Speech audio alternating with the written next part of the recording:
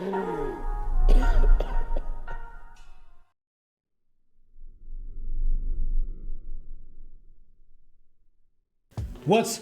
poppin', y'all? It's your boy Lou Too Sick back in the lab. Another week, another round of beautiful uploads coming your way. If you guys haven't gotten a chance to check out our latest combat history videos, check them out, man. It's the life and times of Jack Briscoe, a combat life. We also did a little bit of a list for y'all, 5 UFC fighters who were undefeated and eventually got defeated.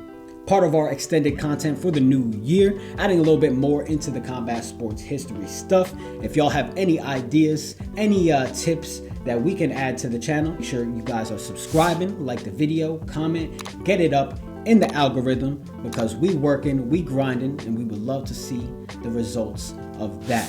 But today, y'all, we're talking about UFC fighters and what happens when they get in their bag. I'm talking signature moves, man. All the best fighters had it.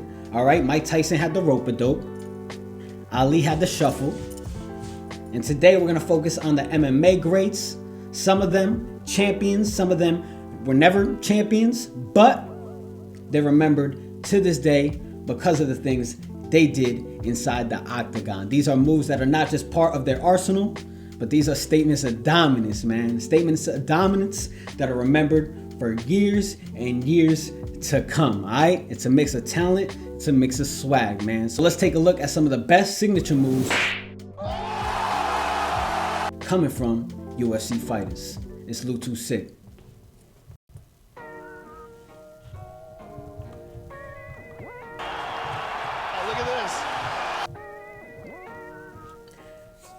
Alright, now you can't mention a signature move without mentioning the man known as Showtime, Anthony Showtime Pettis. The New Mexico lightweight star made a career for himself pulling rabbits out of the hat and doing the unthinkable inside the octagon. Nothing more memorable when he pulled off the cage kick in the last round of his championship match against Benson Henderson at WEC 53 in 2010. The kick has effectively been called the Showtime kick. It would seal victory for Pettis and cement his mark in MMA history. The moment instantly went viral, making headlines all over the world and propelling Pettis to a name that is still incredibly popular to this day. The next man on the list needs no lesson in entertainment. Over 20 years of fighting across kickboxing and mixed martial arts, and in that time, dozens of knockouts. Mark Hunt is the king of walk-offs. The Super Samoan loves to bang and will always be remembered for this badass quote. Well, everyone's a world-class ground fighter until they get punched in the face. So that's how I deal with all these ground fighters like everyone else. I hit them in the head and there goes your fucking black belt. Hunt fought in the UFC from 2010 to 2018, and though he never won heavyweight gold, he's still massively popular. Hunt had crazy one-punch KO power, and instead of following up with strikes, the former K1 Grand Prix champ simply showed his opponents mercy, touching them to sleep and walking away. He did it to Frank Mir. He did it to Stefan Struve. Most famously, he did it to one of the strongest chins in the game, Roy Nelson.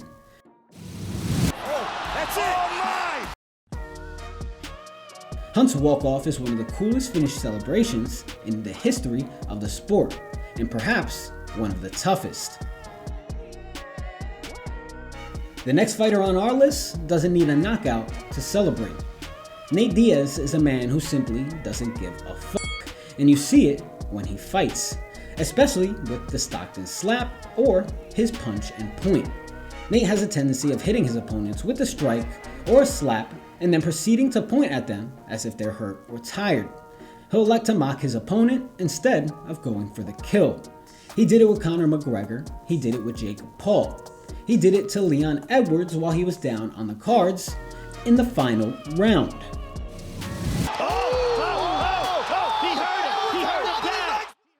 It's a questionable tactic for victory, but the perfect way to entertain, and one of the reasons Nate is so popular with fans today.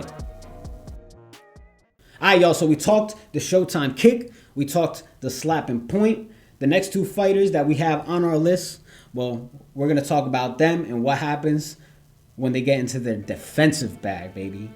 Let's do it. If you're ever facing Max Holloway and you see him point to the canvas, just know you're in for a long night.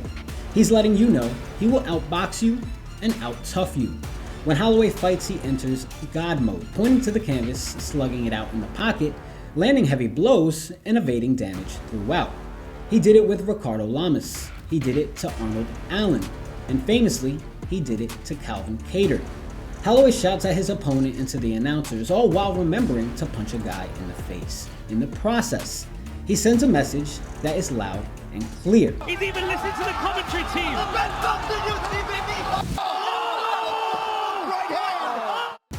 Holloway has cemented himself as one of the best featherweights of all time before 30, and one of the people he can probably thank for that is the very next man on this list. Anderson "The Spider" Silva. When he came into the UFC back in 2010, the Muay Thai expert showed he was scores above the competition. Take his debut over Chris Lieben when he weathered the storm and knocked the crippler out cold while backing up, ducking and slipping his punches at will. It seemed like the Spider was something out of a movie, maybe like The Matrix. When Silva was in his groove, he would dodge punches like he was Neo dodging bullets. The best example of this came in 2009 facing Ultimate Fighter legend Forrest Griffin at UFC 101. Silva would taunt his challenger, goading him to miss punch by punch, eventually putting an end to the domination with a simple snap jab. He's out. Anderson Silva! At the time of his career, Silva was criticized for being too defensive. But in a game of hit and don't get hit, he was one of the best to ever do it.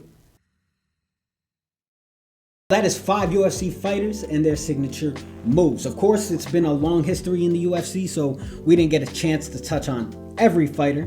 But if you guys want to see us do a similar video like this in the future, make sure you hit a like, make sure you comment below, and give us some tips on some fighters that you guys want us to touch on in the future. It's just part of our extended content that we're bringing to you. Just some history videos, some previews, some recaps, some reactions. Just more in the combat sports world. This is Lou Too Sick, and we celebrating everything in the world of violence. Make sure you stay tuned, hit a subscribe on the channel, and let's get popping out here for 2024. Remember, keep those hands up, and I'll see you next time.